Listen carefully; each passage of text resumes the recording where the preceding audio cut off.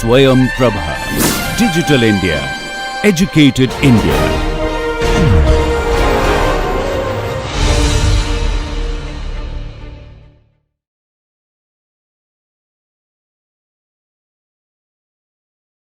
Okay, so before we get into that, let me just quickly introduce dependencies, what are called true dependency, so anti-dependency and output dependency.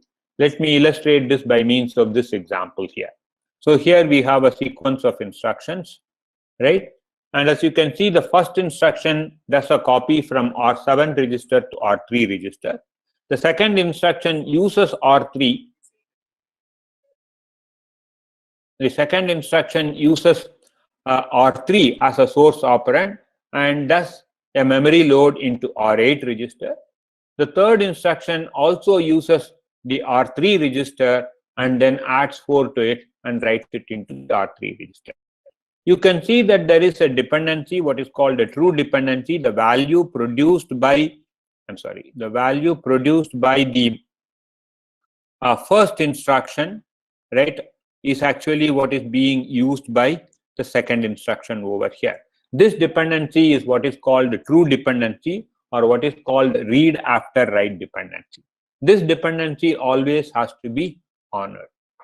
There are also these other dependencies where this particular instruction is actually writing into R3, and this write has to happen only after this read has happened, because otherwise this instruction would not be able to complete it in a meaningful way, right? If you try to overwrite R3 register before this instruction has executed the load operation, or before this instruction has read the value of R3 for the load operation, then this instruction would not complete properly, and therefore this write must happen only after this read. So this write after read is essentially the anti-dependency, and that is what is being talked about here.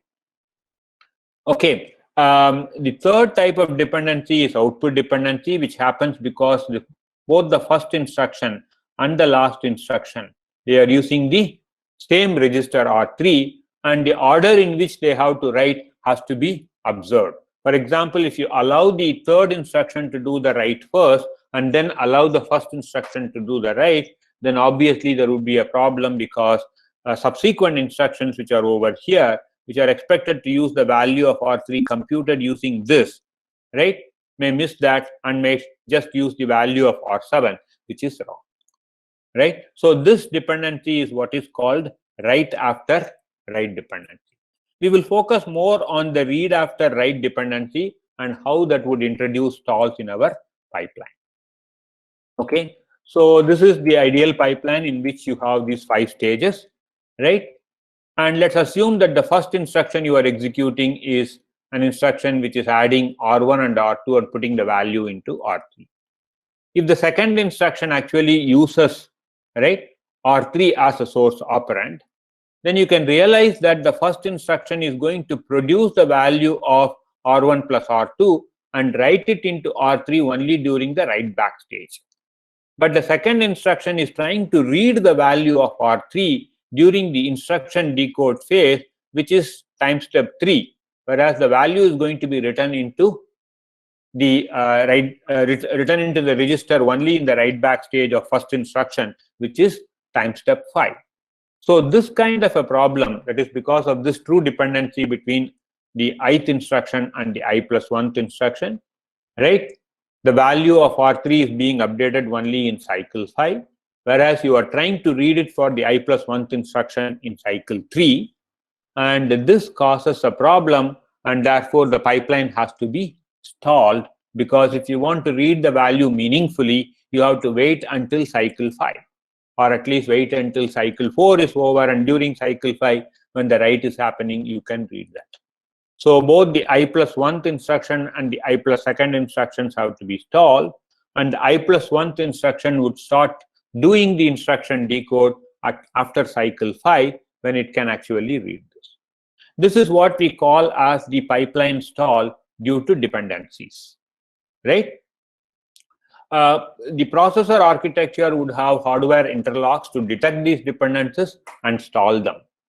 So if you have a dependent instruction which is following the producer instruction immediately, then you are likely to have stalls. Whereas if these dependent instructions are farther, for example, if it is farther by 2 cycles in this example, then of course by that time that the dependent instruction comes to the instruction decode stage, the producer instructions would have written the value into R3 register, right? And that would have been an acceptable solution.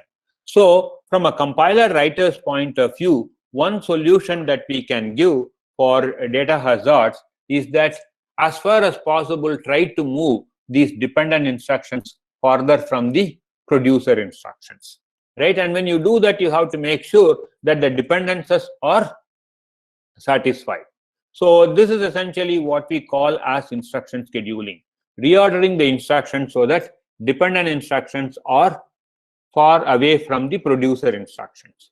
But the reordering must be safe. That means that you should make sure that the semantics is still observed, right? That is, no dependence is violated.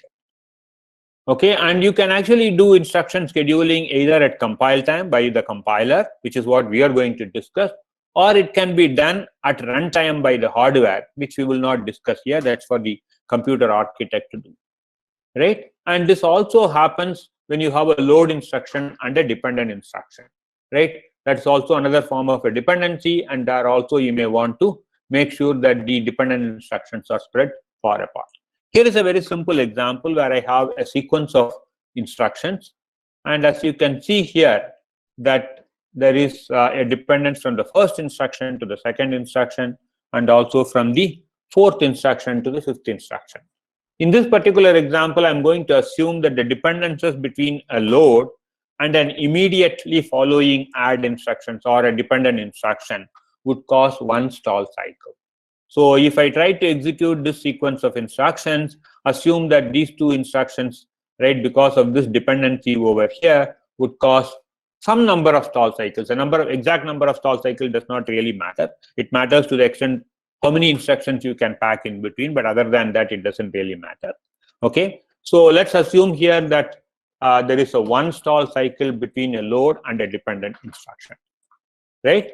Now, as a compiler writer, during the instruction scheduling phase, you can reorder these instructions. You can reorder them while the dependencies in the instruction sequence is still satisfied. For example, let's say that we try to put a reordered instruction sequence in the following way. The first load instruction is maintained as it is, and because the second instruction is dependent on that, we want to put something in between, right? We move the other load instruction in between, and of course keep the rest of the things as it is. Then what happens is that the dependency from the first load instruction, right, R3 to the dependence instruction, right, is set apart by at least one instruction in between, and therefore it can actually remove that stall. And similarly for the second load instruction, the dependency is actually moved further apart, and therefore that stall cycle is also eliminated. So the compiler writer or the compiler can actually do this kind of an instruction scheduling to take care of data hazards or data stalls or stalls due to data hazards, right, by doing an instruction reordering. Okay, let's quickly look at control hazards and then see what happens there. Supposing, let's say, our ith instruction is a branch instruction, right? And you're going to find out that this is a branch instruction in the instruction decode phase. And during the execute phase, you are going to compute what is the target location and whether the branch should be taken or not. But before the instruction execution can go to the execute phase, in the next cycle, you have to fetch the next instruction. The question is whether the processor should fetch the i+1th instruction or the instruction from the target. We wouldn't even know what the target would be. We wouldn't even know that the ith instruction is a branch instruction until you complete the instruction decode phase. Therefore, when this instruction is being decoded and when the processor identifies that this is a branch instruction, it has to essentially stall, right, the next instruction, and it has to create bubbles in the processor pipeline.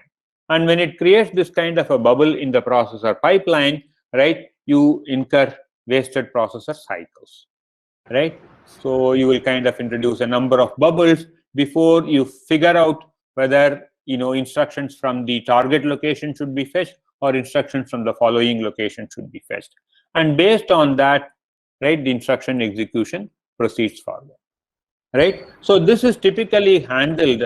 So the number of stalls that are incurred can be reduced by doing some aggressive architectural techniques, as well as with the help of compiler to a certain extent, where what we have is the notion of what is called a delayed branching. In the case of a delayed branching, what happens is that the branch instruction and the subsequent instructions are always executed, right? So let me just explain this by means of what it is. So let's say you have a sequence of instruction. Then after the branch instruction, depending on the branch condition, you will either execute the instruction following this, or you will execute the instruction from out. This is the normal semantics. But in the case of a delayed branching, what happens is that you will always execute the instruction following the branch instruction, and the condition of control transfer takes place only after executing the instruction following the branch. The idea here is that that particular instruction can be used to avoid the delay slot that you were talking about, or to avoid the delay stall that we were talking about in terms of pipeline execution. So if I can put a meaningful instruction in this delay slot, and if the processor executes the branch instruction as well as the instruction following the delay slot can be one or more depending on how many cycles it takes to resolve the branch instruction. Then what happens is that, right, that stall cycle is not wasted. It's no longer a stall cycle. Some useful instructions are being executed. Again, there are techniques like where to move these instructions, and always you have to move an instruction which does not violate any dependencies and so on. For example, in this particular instruction sequence, right, the branch instruction is not dependent on the add instruction. Therefore, the compiler can do an instruction reordering and move the add instruction into the branch delay slot.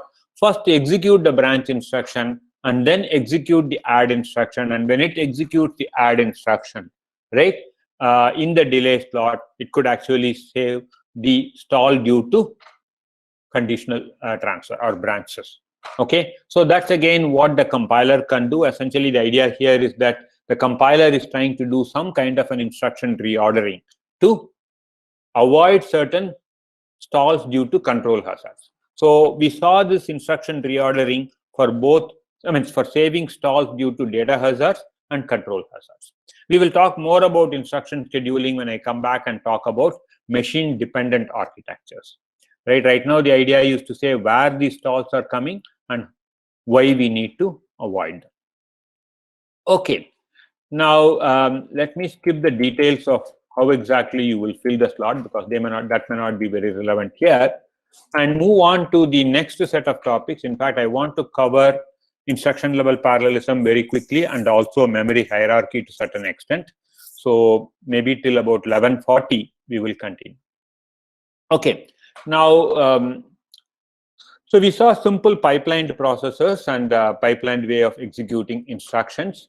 But you may want to, modern processors are capable of, issuing and executing multiple independent instructions and thereby exploiting instruction level parallelism. Your x86 processor in your laptop or in your mobile phone, right, already support instruction level parallelism, where independent instructions are issued and executed in a single cycle. This essentially helps you to improve the throughput, right? Again, you can actually achieve throughputs which are greater than throughputs which is where you can actually execute multiple instructions every cycle, right?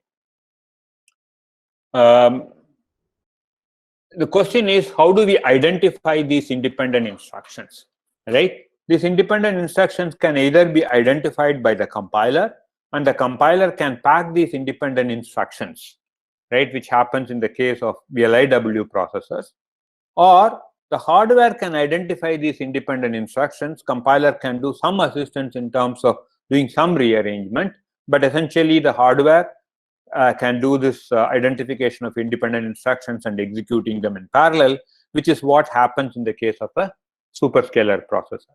Again, the role of the compiler is to make sure that this reordering, which is being done either by the hardware or by the compiler, right, is done in a way where all the dependencies are satisfied, but at the same time, the parallelism in the instruction level parallelism is exposed to the architecture.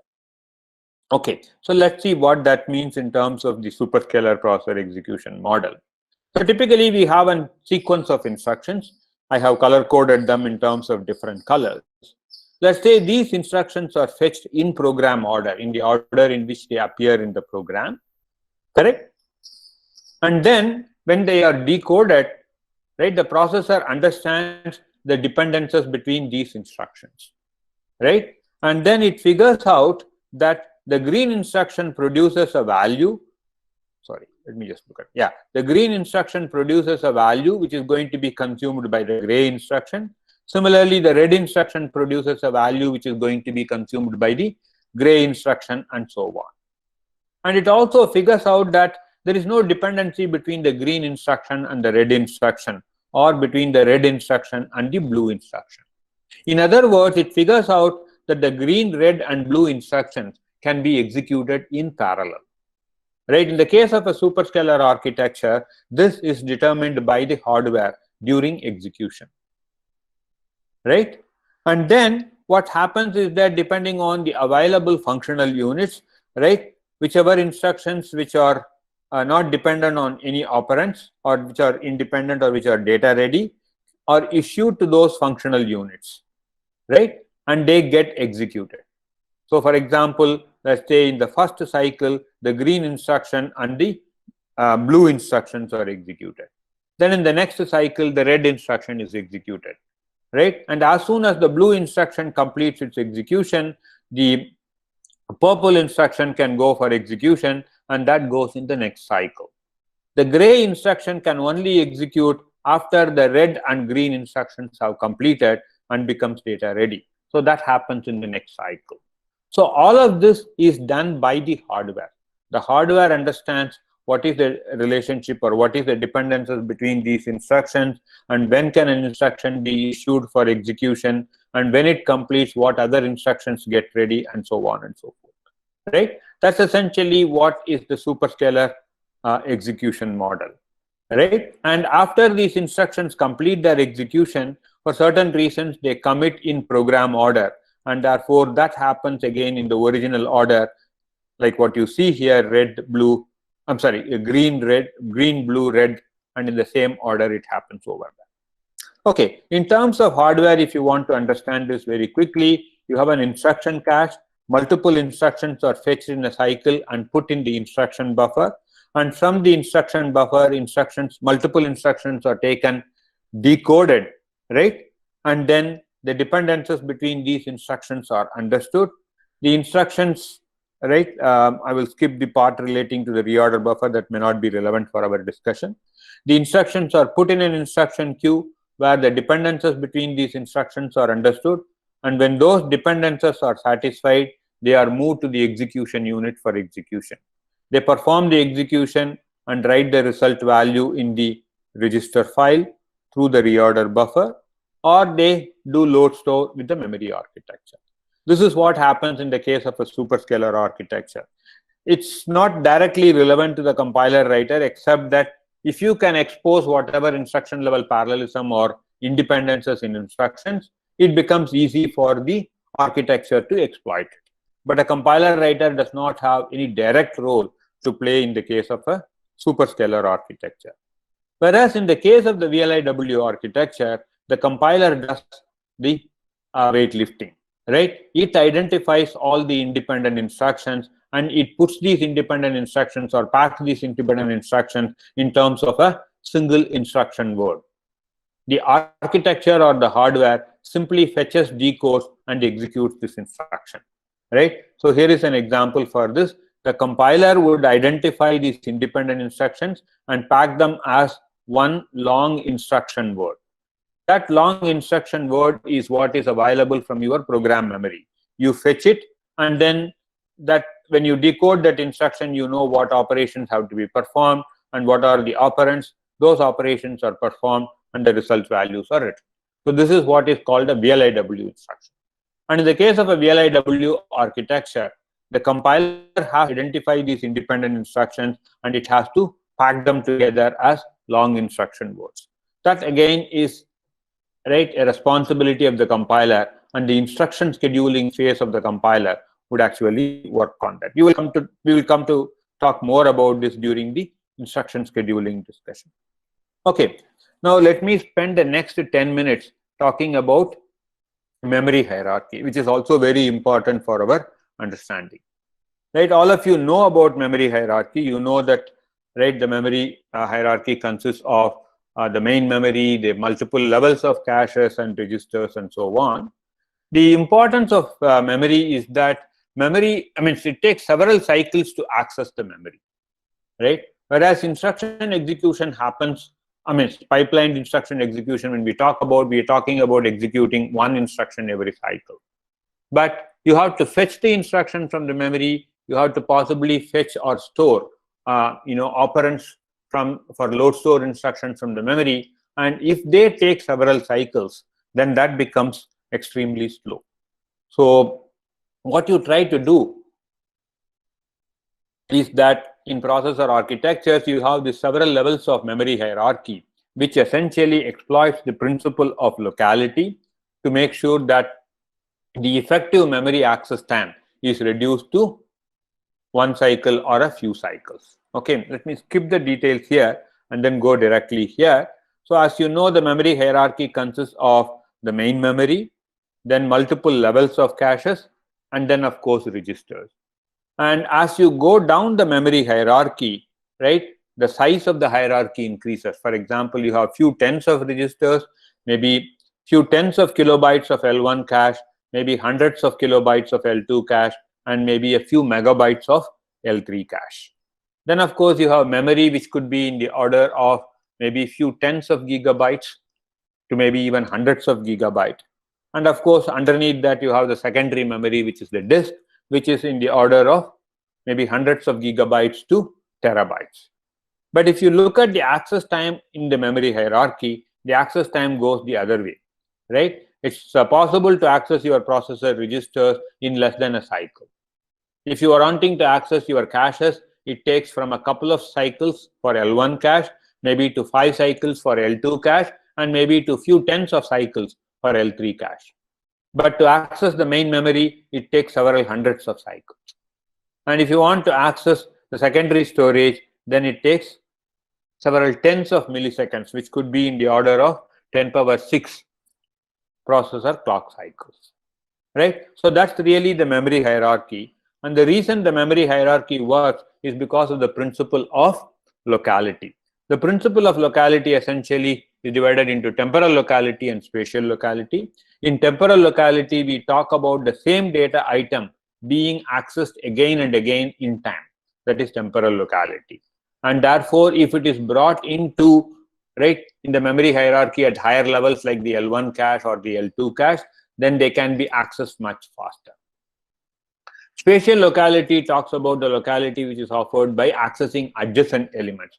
Whenever these elements are brought from memory to cache, they are brought as a group of words, right? A group of words called a cache block is what is being brought from your memory to L1 cache or memory to L2 cache and then to L1 cache.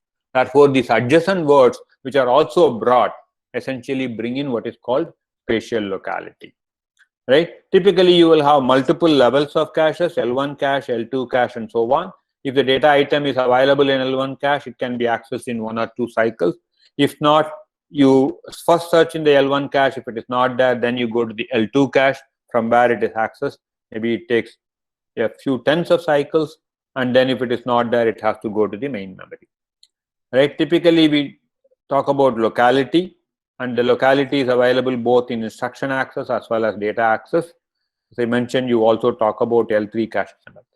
So one thing that we talk about in terms of memory and memory hierarchy is that how does the memory hierarchy reduce the average memory access time?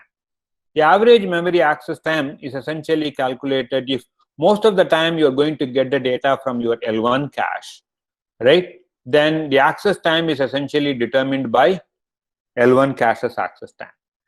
So for example, if I say 90% of the time I'm going to get the data from L1 cache, and L1 cache has only one cycle access time, then one cycle access time initially, and then for the remaining 10% of the data which is not there in L1 cache, I have to get it from L2 cache, right? So whatever is the access time from the L2 cache.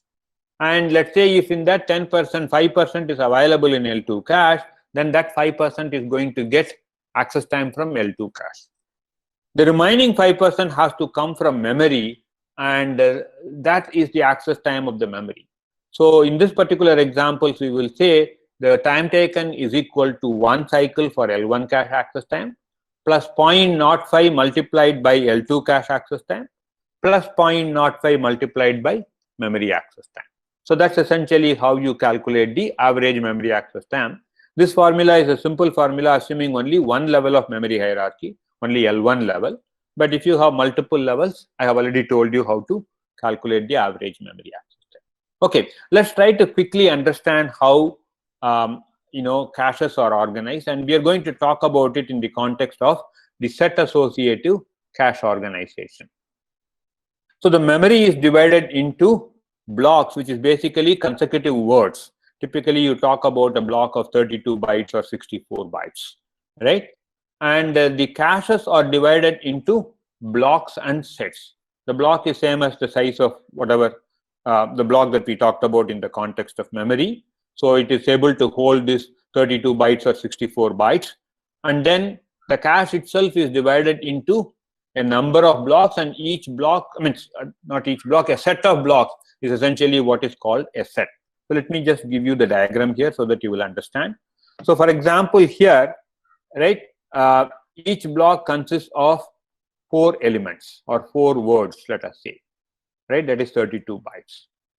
And the memory is divided into a number of blocks. Similarly, the cache is also divided into a number of blocks. Further, the cache is divided into a number of sets, each set consisting of multiple blocks, right? And now in the case of a set associative organization, right, each one of the memory blocks can go to a fixed set, but within that set, if there are multiple blocks, it can go to any one of the blocks. That's what is called the set associative organization. The direct mapped organization, you will have only one block per set.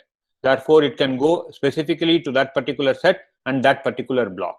It's more fixed mapping. Whereas in the case of a set associativity, there is a little bit of flexibility because among the blocks within a set, it can go to any one of the blocks. In the case of a fully associative cache, there is only one set and all the blocks are in that same set. Therefore, any memory block can go to any cache block. So you can actually think of set associative organization as the most generic cache organization, and then think of direct map to cache as a restricted way in which each set has exactly one block, or a fully associative cache organization where you have only one set and all the blocks are in that particular set.